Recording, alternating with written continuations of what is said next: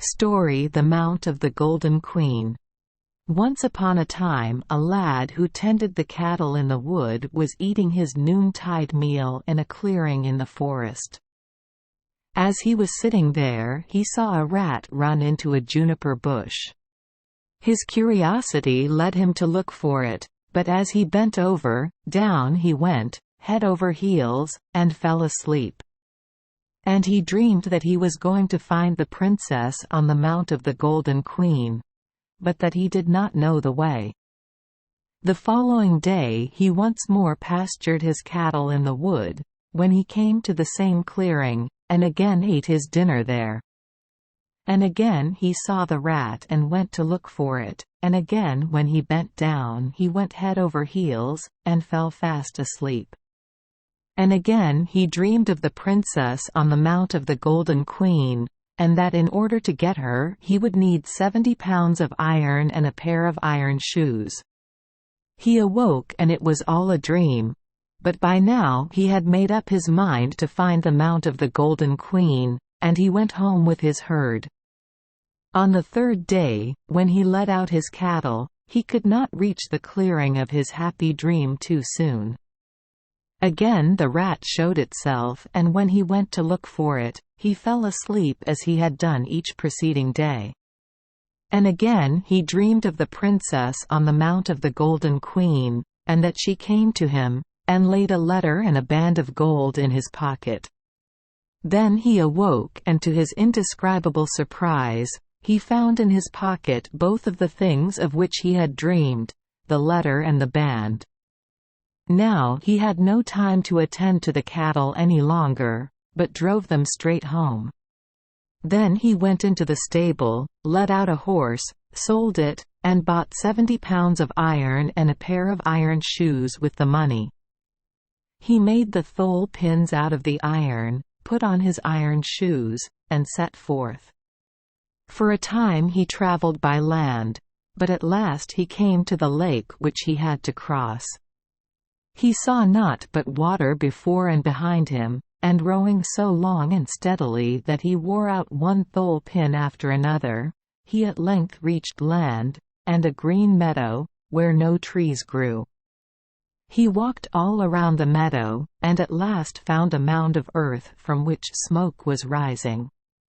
When he looked more closely, out came a woman who was 9 yards long. He asked her to tell him the way to the Mount of the Golden Queen. But she replied, "That I do not know. Go ask my sister, who is 9 yards taller than I am, and who lives in an earth mound which you can find without any trouble." So he left her and came to a mound of earth that looked just like the first, and from which smoke was also rising. A woman at once came out who was tremendously tall, and of her he asked the way to the Mount of the Golden Queen. "That I do not know," said she. "Go ask my brother, who is 9 yards taller than I am, and who lives in a hill a little further away." So he came to the hill, from which smoke was also rising, and knocked. A man at once came out who was a veritable giant, for he was 27 yards in length, and of him he asked the way to the Mount of the Golden Queen.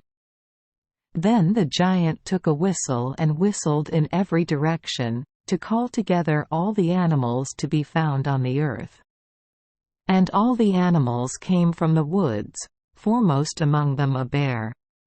The giant asked him about the Mount of the Golden Queen, but he knew nothing of it. Again the giant blew his whistle in every direction to call together all the fishes to be found in the waters. They came at once, and he asked them about the Mount of the Golden Queen, but they knew nothing of it.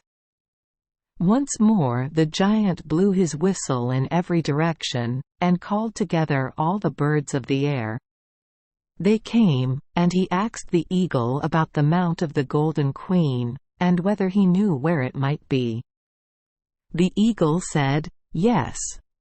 "Well then, take this lad there," said the giant, "but do not treat him unkindly." This the eagle promised, allowed the youth to seat himself on his back, and then off they were through the air, over fields and forests, hill and dale, and before long they were above the ocean, and could see nothing but sky and water. Then the eagle dipped the youth in the ocean up to his ankles and asked, "Are you afraid?" "No," said the youth. Then the eagle flew on a while, and again dipped the youth into the water, up to his knees, and said, "Are you afraid?" "Yes," answered the youth, "but the giant said you were not to treat me unkindly." "Are you really afraid?" asked the eagle once more. "Yes," answered the youth.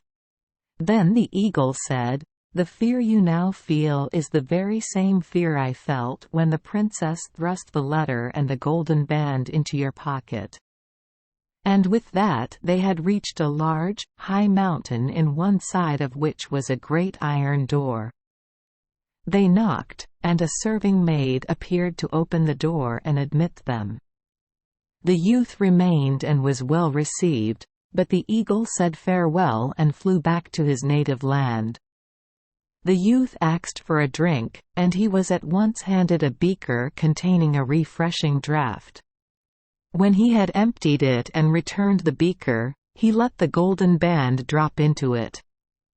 And when the maid brought back the beaker to her mistress, who was the princess of the Mount of the Golden Queen, the latter looked into the beaker, and behold, there lay a golden band which she recognized as her own.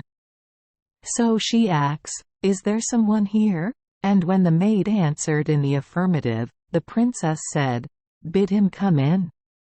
And as soon as the youth entered, she asked him if he chanced to have a letter. The youth drew out the letter he had received in so strange a manner, and gave it to the princess. And when she had read it, she cried, full of joy, "Now I am delivered." And at that very moment the mountain turned into a most handsome castle, with all sorts of precious things, servants, and every sort of convenience, each for its own purpose. Whether the princess and the youth married the story does not say, yet we must take for granted that a wedding is the proper end for the fairy tale. Note a distinctly visionary story is the fairy tale of The Mount of the Golden Queen, from Södermanland, from the collection of the metallurgic Gustav Eriksson, communicated by Dr. versus Sido Lund, whose hero sets out on a laborious, worldwide quest that finally brings him to the destined goal. Thank you for joining us for today's fairy tale. We hope these stories bring joy and meaning to your day. If you love our channel, please hit the subscribe button so you won't miss any exciting tales. Wishing you a good night and sweet dreams. See you in the next story.